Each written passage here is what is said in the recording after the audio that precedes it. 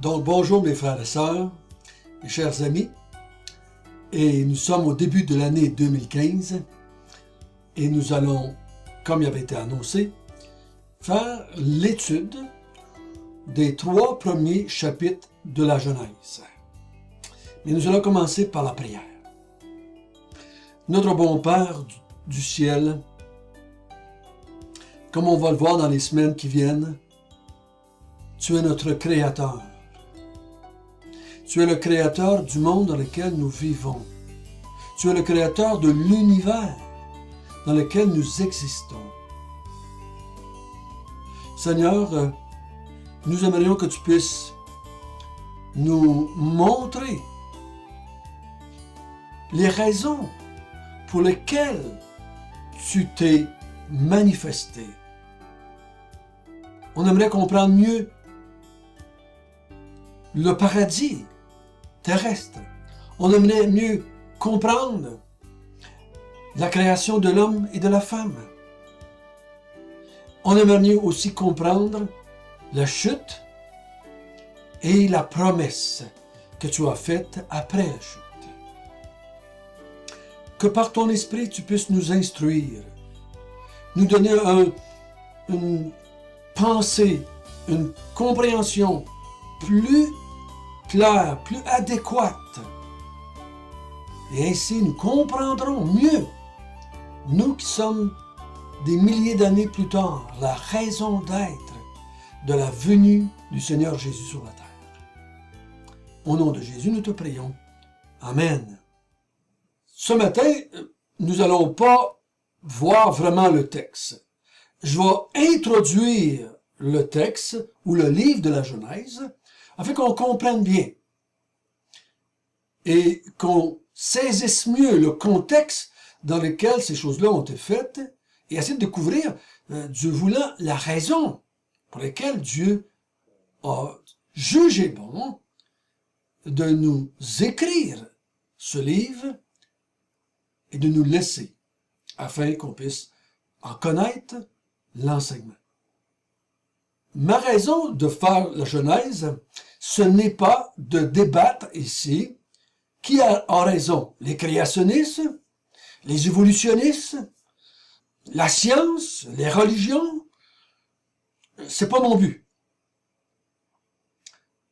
Je m'adresse principalement à ceux qui sont chrétiens, qui croient que Dieu a créé le monde, qui croient que Dieu existe. Je ne vais pas essayer de prouver que Dieu existe avant de prouver que c'est lui qui a fait le monde. Je prends pour acquis que les croyants, que les chrétiens croient à l'existence de Dieu. Sans cela, on ne s'appellera pas chrétien vraiment. Ça n'a pas de raison d'être. On croit que Dieu a créé le monde, parce que si Dieu n'est pas le créateur du monde, Jésus n'a pas sa raison d'être, et on perd notre temps à pratiquer la religion, peu importe laquelle en laquelle on croit. Si nous sommes le fruit du hasard, si nous sommes le fruit d'extraterrestres, pourquoi est-ce qu'on se borderait de s'adresser à un Dieu qui ne nous a pas créés? Ça ne fera pas de sens. Mais je prends pour acquis que les chrétiens croient que Dieu existe et que c'est Dieu qui a créé le monde.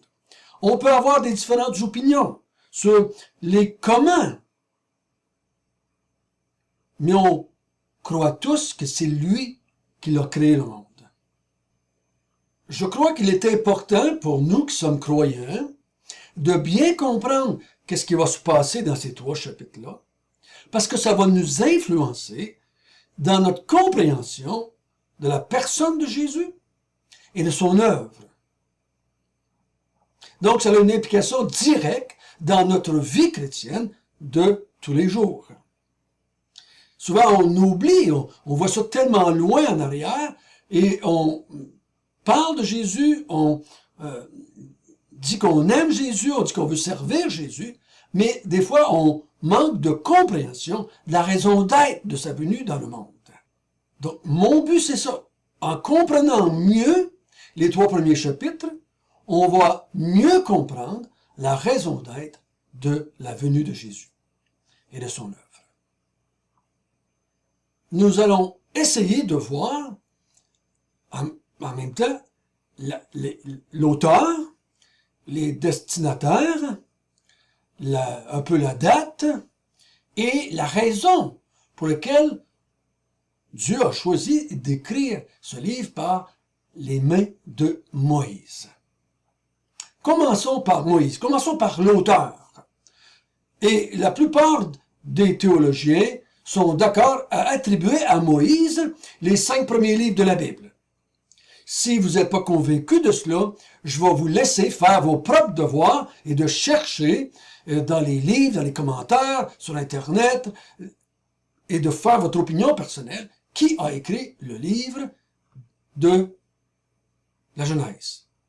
Selon ma compréhension, à cause du Nouveau Testament, Jésus et les apôtres nous disent que c'est Moïse qui a écrit la Genèse et les 5 premiers livres.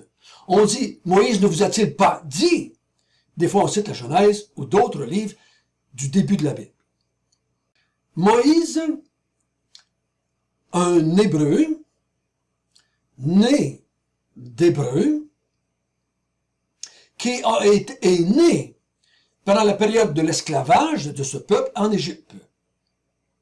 Et si vous connaissez un peu son histoire, on l'appelle Moïse, ce qui veut dire sauver des eaux, parce que la fille du pharaon l'a trouvé dans un panier qui flottait sur le fleuve, et pendant qu'elle était allée là pour se baigner, elle voit et elle sauve Moïse des eaux, et elle l'adopte comme s'il était son propre fils. Moïse est élevé par les puissants, par les intellectuels. Moïse est élevé dans l'abondance, habitué de diriger, habitué de commander, peut-être destiné à devenir pharaon un jour. Mais ce même Moïse, un jour comprend qu'il est fils d'esclave et que son peuple est esclave. Ses frères et sœurs, ses parents sont esclaves. Et il prend pour décision de délivrer ce peuple-là de l'esclavage. Mais il le fait mal, il le fait avec ses propres moyens, avec sa force physique, avec son caractère. C'est pas mal de faire cela, mais il a oublié un peu d'interroger Dieu, le Dieu d'Israël, parce que je crois qu'en partie, il ne le connaît pas. Il n'a pas été élevé avec cela. Oui, les premières années, sa mère l'allaitait, qu'est-ce qu'elle lui a dit? Bon, on peut inventer ce qu'on veut, mais on n'a pas qu'est-ce qu'elle lui a dit. C'est pas marqué dans les Écritures. Moïse essaie de le délivrer, mais il ne réussit pas à délivrer, et il fuit pour sa vie. Il va vivre dans le désert, où il va dans les montagnes du Sinaï, dans ce coin-là, il va vivre là, il va se marier là, il va avoir des enfants là.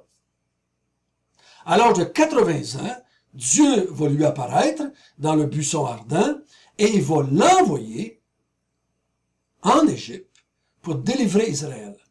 Et on connaît, chacun de nous, les 10 plaies d'Égypte. Dieu va délivrer Israël par Moïse, en utilisant Moïse.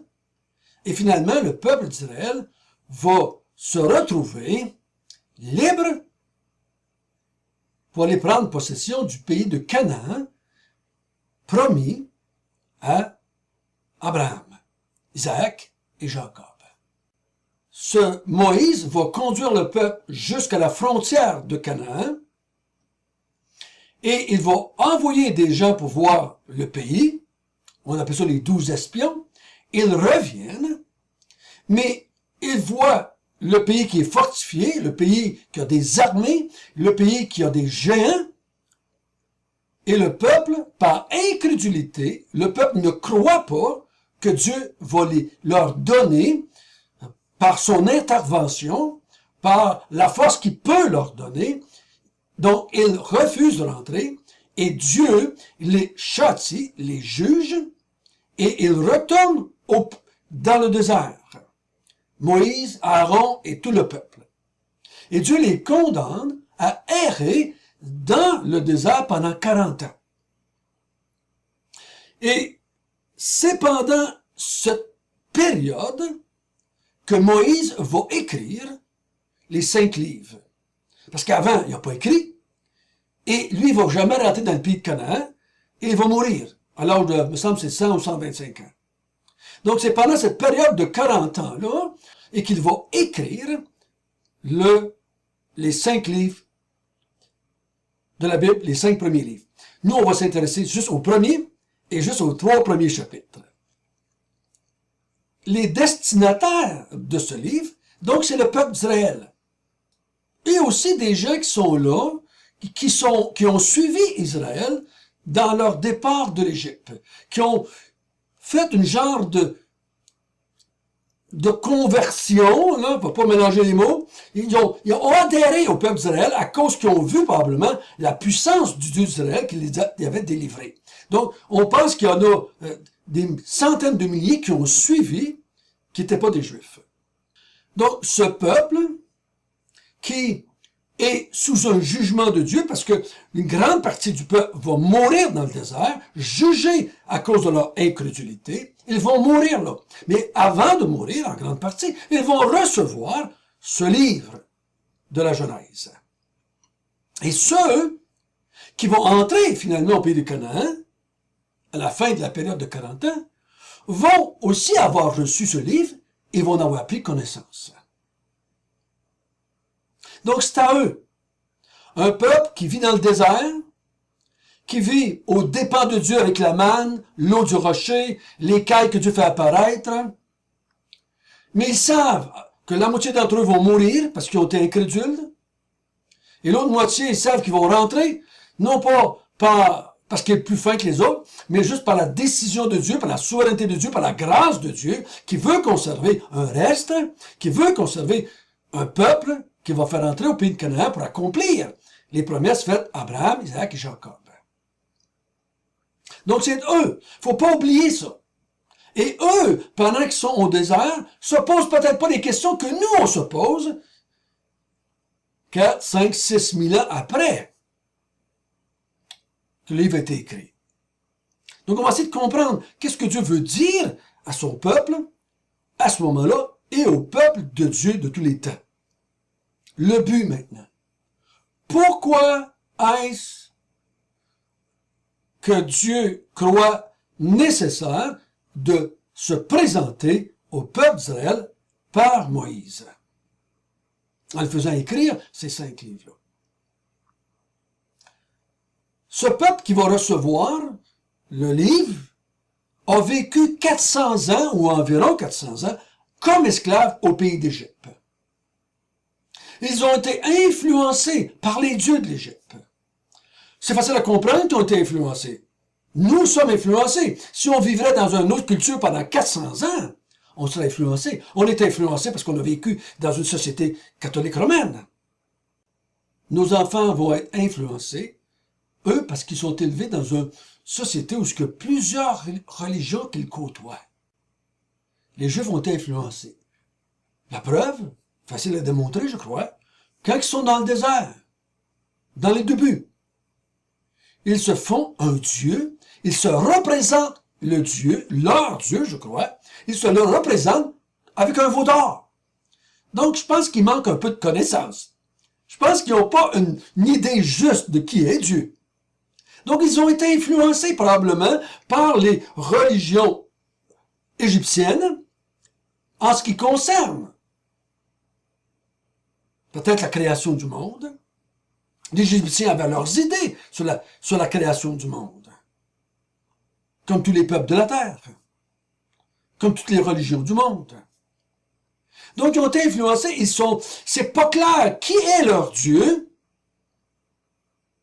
et peut-être qu'ils connaissent, certains d'entre eux ne connaissent pas du tout, et peut-être la plupart d'entre eux, du moins, ne le connaissent pas bien. Quand Dieu va envoyer Moïse vers le peuple, et s'il me demande qui t'envoie, donc il va être obligé de leur présenter qui envoie Moïse? Il va dire, je suis, t'envoie. Donc, il est obligé de se présenter parce que le peuple ne le connaît pas beaucoup ou le connaît mal. Donc, par la Genèse, il va rectifier, il va se présenter, il va se montrer au peuple d'Israël afin qu'ils comprennent bien qui il est, lui. Nous, quand on lit, on n'est pas là pour découvrir toutes sortes de petits détails par rapport à la science, mais on est là pour découvrir le Dieu qui a créé le monde, le Dieu d'Israël, le Dieu de Moïse. Il veut aussi leur faire comprendre, non pas seulement qui il est, mais qu'il est aussi leur créateur, qu'il est le Dieu de l'alliance faite avec Abraham, Isaac et Jacob, les ancêtres d'Israël. Il veut leur faire connaître les promesses qu'avait faites Abraham, Isaac et Jacob. Il faut qu'ils comprennent ça avant de rentrer dans le pays de Canaan. Donc il va se présenter, lui, le Créateur, lui, le Dieu de l'Alliance, lui, le Dieu de leur père, lui, le Dieu qui les a envoyés en Égypte pour les protéger, lui, le Dieu qui les a sortis de l'Égypte pour leur donner le pays de Canaan. Il va se présenter aussi comme étant le Dieu qui est juste, qui a puni à cause du péché. Puis il va leur présenter aussi la promesse, l'espoir qu'il a annoncé dans sa grâce aux ancêtres du peuple d'Israël. C'est tout ce qu'on va voir dans 3 chapitres. Mais pour comprendre ça, pour bien comprendre les 3 chapitres, il va falloir se rappeler ça de temps en temps. Dieu se présente, se dévoile à un peuple pour qu'il le connaisse bien, pour qu'il sache pourquoi il a créé le monde et quelle est son intention avec le monde. Pourquoi ils sont là, dans le désert, et qui sont jugés et condamnés par ce Dieu-là. Pourquoi? Quel droit a-t-il, ce Dieu-là, sur eux? Quel droit a-t-il de vie? Pourquoi a-t-il le droit de vie ou de mort sur eux? Pendant qu'ils sont au désert.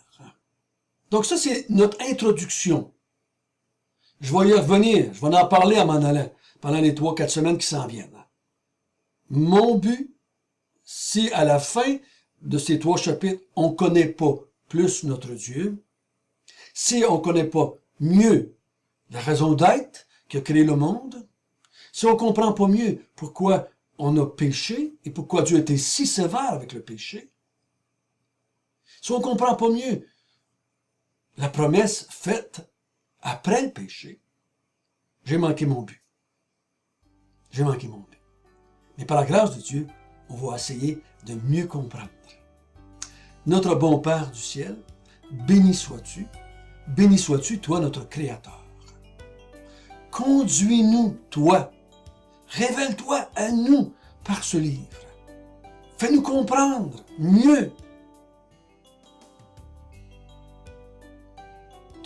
ta personne et ton œuvre.